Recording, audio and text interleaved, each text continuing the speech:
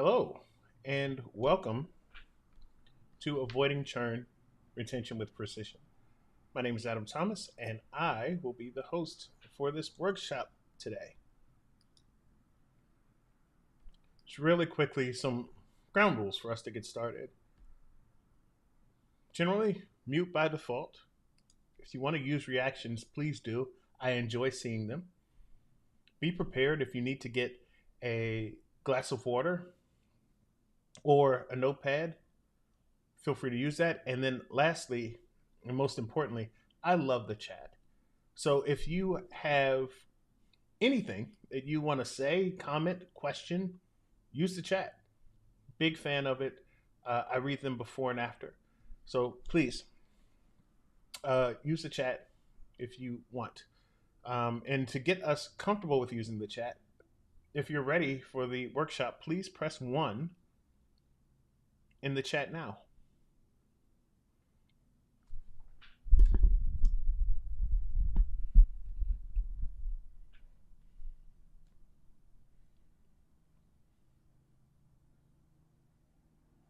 All right.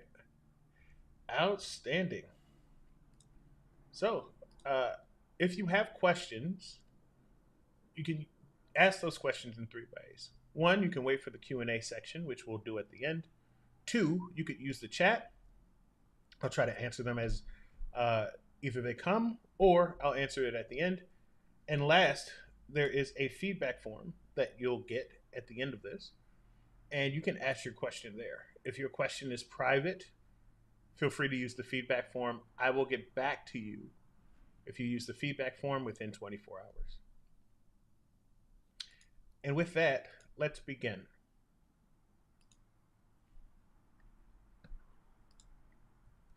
So we talk about precision in the title, and I really want to hammer this point home to you. If you don't leave with anything else, the thing you should leave with is the more specific we are, the better we serve the customer.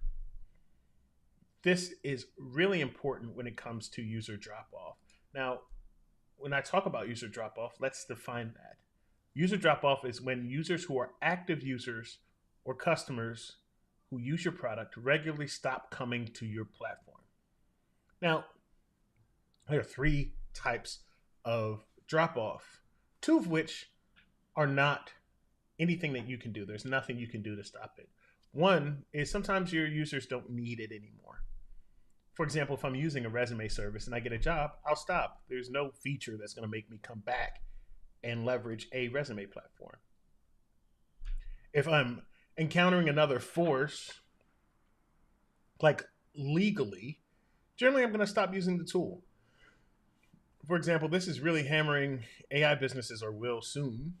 If I am a AI tool that uses data to suss out who is the best candidate, and I'm not following any regulatory or compliance laws that are shaping around AI, well, savvy users are going to stop using you. And that's something that you have to fix. Or maybe it's not fixable, who knows. But the one that we have the most capability to change is when we fail. And I'll argue that when we fail, we don't have a clear understanding of our customer, and because of that, they'll leave. Now, sometimes that's good. Not all customers are good customers, but fixing drop off for the customers that you are planning to serve, it's about finding that level of specificity. Specificity, precision is going to help you fix whatever is making those customers or users leave. And so that's what this workshop is about. And through this workshop, we're going to pretend to work at a company called Bobco. Your role is a product manager at Bobco. Bobco sells pet supplies, and they're currently having a problem with user drop-off. They have a high abandonment rate. So people visit, they add things to their cart, and then they leave before they hit payment. And so I've been talking about specificity a lot. Where does specificity come from? Well, I think it comes from three words that you'll need to remember. Who? Who is your customer? Who are you trying to serve? What? What is the problem? What are their problems? What is the problem with your application? How do we fix the gap between the two? And then know your operations. Can you actually do it? There's no sense in trying to plot something out that you can't do. And so that looks like when we have specificity, when you have a who, you have a clear story. When you have a clear what, you have opportunities. And if you have a clear can, you can prioritize what's in front of you. And so this workshop is going to be about all three of those things. What, who, and can, or should I say who, what, and can. So let's start with who. Knowing your customer. Who are they? Who is your customer? Well, if you don't know who your customer is, you can start with a couple of questions. And I think these questions help align who your customer is and who they are not. Who are they? What's important to them right now? How do they engage your website? What do they want? If they had to use your website or your app to do one thing, what would it be? And when and what's the environment in which they have the problem? When do they have that problem? And then asking yourself, what is scary to the customer? What's the pain they're trying to avoid? What is their nightmare scenario? And so as you ask these questions about your customer, hopefully you're starting to create a clearer persona, a clearer understanding of who that customer is, so that you're able to find that level of specificity. Once you do, once you get a sense of that, you want to make them more real. And so when you have that, you want to give them a name. A name will help you and those who you're working with have a way of identifying who that customer is. Language helps us tell stories. You can define a job to be done. What is it that they're doing here? And so to help you with that, there is the jobs to be done framework, which is outside of the scope of this presentation, but it's a good way of learning what job, what are they here for? What are they trying to do with you? And then what is that customer scared of? Your customers have a fear. They're scared of something. It's very good to know what that is, so that one, you don't run into it, and two, when they have a problem, you can position it with that fear to make sure that the customer gets why you're trying to do it, why you're trying to help them, how you can help them. And so how do you get deeper into this who? Well, the first thing, always the first thing, talk to your customers. Talk to your customers. Talk to your customers. Just a quick show of folks that are currently working on a project. Have you talked to your customers this week? Give me a 2 in the chat if you've talked to your customers this week. Give me a 1 if you haven't.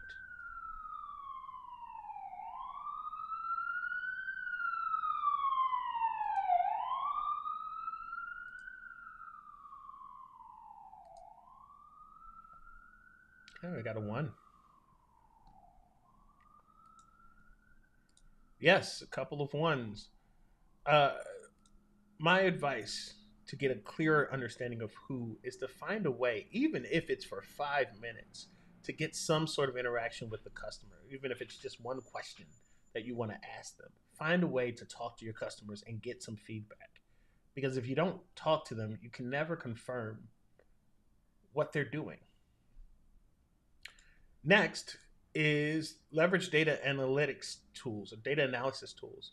So you have tools like Pendo, Google Analytics, Mixpanel, Amplitude. All of these tools are helpful for you to understand what's happening when that user is on the app. And if you have a clear who, and if you talk to your customers, well, now you can start to understand what they're trying to do and frame questions around it, or to falsify your own hypotheses. And then you're going to map the customer journey. What are they doing through the entire life cycle of your application, of their journey through your application? Do you help them solve problems? And from here, you can generate better questions for you to prototype later in the journey. And so, knowing who your customer is qualifies your product. Are they actually doing what is your product doing what you say it's doing? You won't know that until you know who this is for and then you talk to them. So in Bobco's case, they named Eric. And we find out that Eric is a traveler. A lot of their customers are travelers. They like Bobco because they are digital nomads and they hope that Bobco is the solution to help them uh, buy things for their pets quickly and efficiently. And they're scared because they don't want to get stuck with a bill. And so this is a very specific customer. And in Bobco's case, this is the customer who they want to serve. Now, I want you to give this a try. I want you to write your customer in the chat. Just a really quick one. And over the next 5 minutes, write who your customer is, what do they want, and what do they fear. And to learn more, you intend to do X after the workshop, right? So I have an example here. Eric wants to buy dog products, but he's scared that he would be stuck with the products that he has on the road. To learn more, I intend to talk to 3 customers to learn about them after this workshop. I want you to do the same. 5 minutes in the chat. I'll see you in 5. Oops.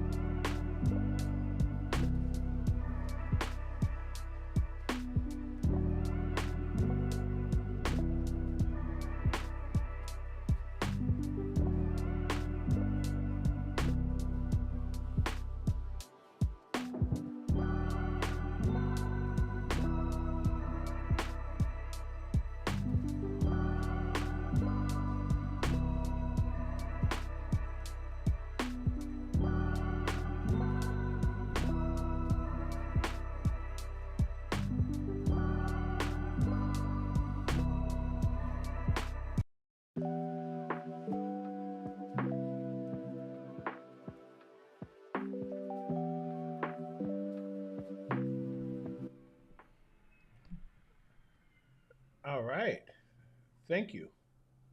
Uh, Melissa, that's a great answer. Maya's a med school student, takes a lot of notes, struggles to keep her notes organized, and fears to lose them since she needs them to review in the future, right? You got who they are, what they want, what they're scared of. And so there's a really good opportunity there to build on that. If you want to get better at talking to customers, one of my favorite books on the subject is called Product Research Rules. Um, I have a blurb on the back which tells you how much I love this book, and I still read it all the time. If you want to get to know your customers, this is a great one to pick up.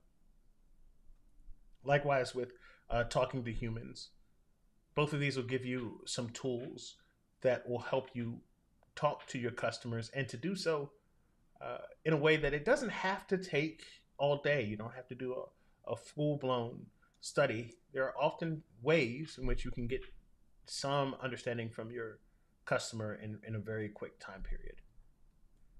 Right. A clear who gives us a specific hero in our journey, and if we have a specific hero, then we have a story that we can go tell. Now, we need to understand problems, and that comes with a clear what. And the what comes from understanding your own platform. So ask yourself a couple questions. How does your product work? Your product is broken down into different interactions with either the system or the customer. What are those interactions? Uh, what has to happen internally for it to work? What outcome should that person have, that user have, when they use your app? What's the outcome? You've built a feature for a reason. What is it? How do we know this is a successful interaction? And then what is frustrating about your product? There's an ideal, but then there's also a gap. And every product has a gap. You have to go understand what that gap is, whether they're bugs or just a gap in physics, right? There's a gap somewhere. And so, how do you learn about your app? Well, you go uh, figure out what are you hearing, what are people saying about your product, what are you seeing, what's visibly wrong, and what do you feel? Based on your research, what can be better? What's your intuition telling you? And so, in identifying these sore spots, there are a couple of places in which you can go. You can go talk to customer support. You can watch users using the product. There's tools like Full Story that help you do that. And then there's a workshop called a Service Blueprint Workshop, which will outline what's happening in front of the app and behind the app. So if you want to see the customer interactions and the service interactions and the support interactions, right, a service blueprint is a good way of going about that. And so when you have taste and evidence, right, part of this is going to come from what you feel and intuit, and some of this is going to come from evidence. That's where you create your opportunities. And so when we go talk to Eric, we learn that Eric is frustrated by unclear shipping costs, limited pay options, and an unclear return policy, all of which is what our app lacks. We don't have clear shipping costs when Eric goes through the checkout. We don't have all the pay options that Eric wants. Right? Eric wants to use an Apple Pay option. We don't have that. And then unclear return policy. This strikes right back at the fear that Eric has. He's out there, he's in a different country. He wants to know he can send that new dog toy back. And so that's his frustrations, right? And those become your opportunities. And now we're going to go right back to an exercise. Uh, I want you to write the problems you face or could face, write the source of the problem, how'd you learn it, and talk about what changes you can make to tackle the problem. I'll see you in 5 minutes.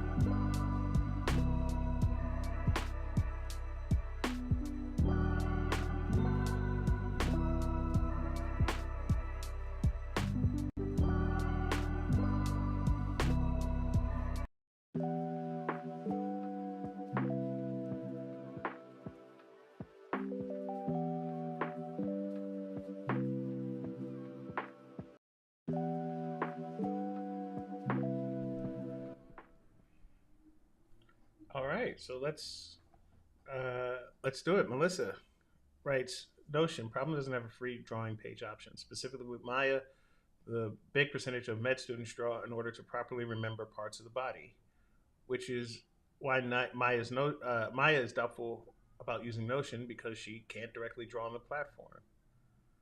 How would you address this? Well, you start a free drawing picture. All right, so that's like a start, right? Like that's an opportunity that may exist. And so how you would vet that opportunity is you go try to see how many med students care about drawing, right? It's a place for you to start. It's a place for you to begin. You start with a frustration and you work your way out. Um, if it doesn't work, well, you keep mining, right? You keep mining for opportunities. So that's how you start to understand where your opportunities are and how to start building products that people want, that may stop them from dropping off. And so, one of my favorite books on this subject is Continuous Discovery Habits from Teresa Torres, um, in which you'll learn opportunity solution trees, which is essentially a long form version of this exercise.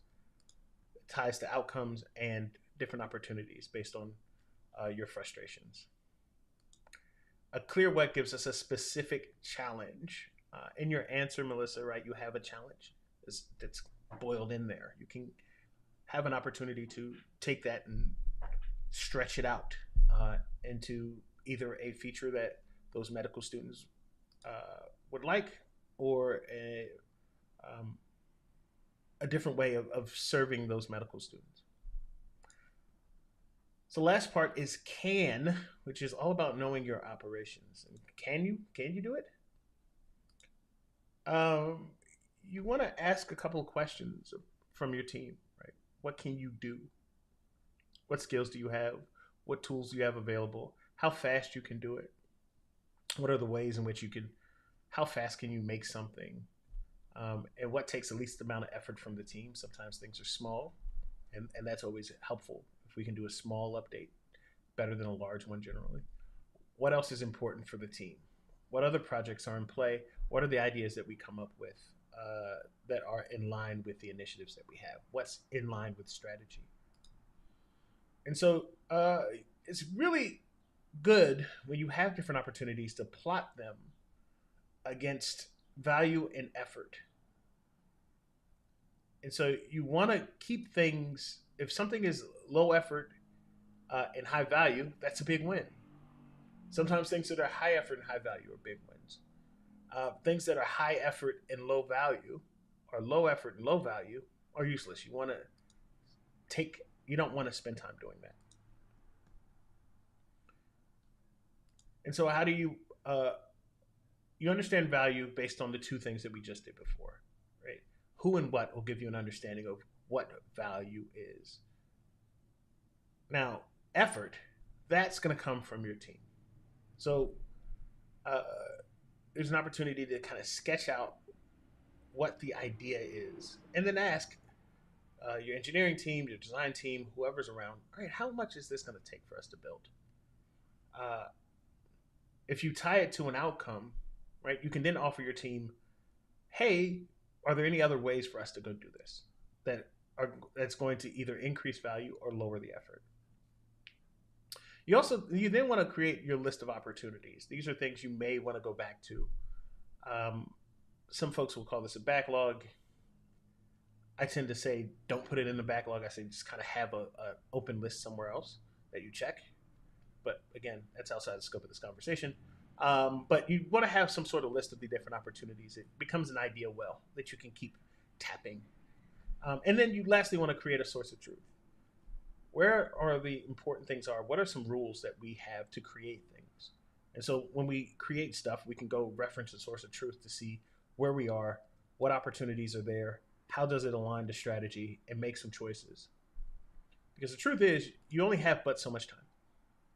So you need to pick wisely. Every time you're making a choice within a product team, you are making a choice that is costing between $100,000 and a couple of millions of dollars in resources, time, and labor. So pick wisely. Understand what needs to be done. Understand what you can do. and then move forward. In Bobco's case, uh, there's a lot more value in changing the return policy and a lot less effort doing that as opposed to changing the payment processor, which high effort and who knows what the value is, right? We need a lot more research. And if we're going to have something that has high effort and high value, we need to be 100% sure that we need to do it. In your case, in this exercise, I want you to ask yourself, what are the opportunities you have? Write out the 3 projects, write out priority, and then ask yourself, right, is this aligned with strategy or is it not? Or can I make this smaller? What are some ways in which I can do that? And so I will see you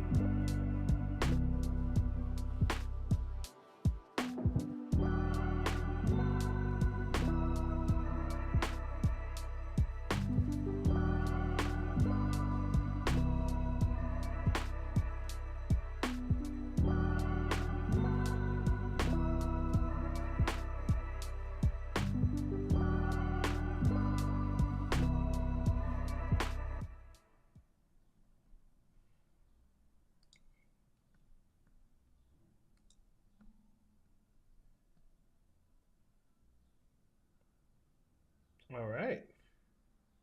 Of course, Melissa, you had to validate that with data, but I think this is um, I think it's a good answer. So, thank you for that. Um,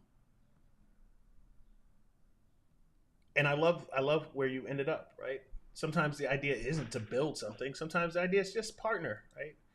Create create a pathway to something completely different that doesn't use as much effort. Think of it as a way to test if this is going to be worth our time. Right. That's a beautiful answer. So thank you for that. One of my favorite books about operations is The Phoenix Project. Great read, pretty thick. You'll get all you need out of the Phoenix Project when it comes to operations. Right? A clear can gives us a specific path to our journey.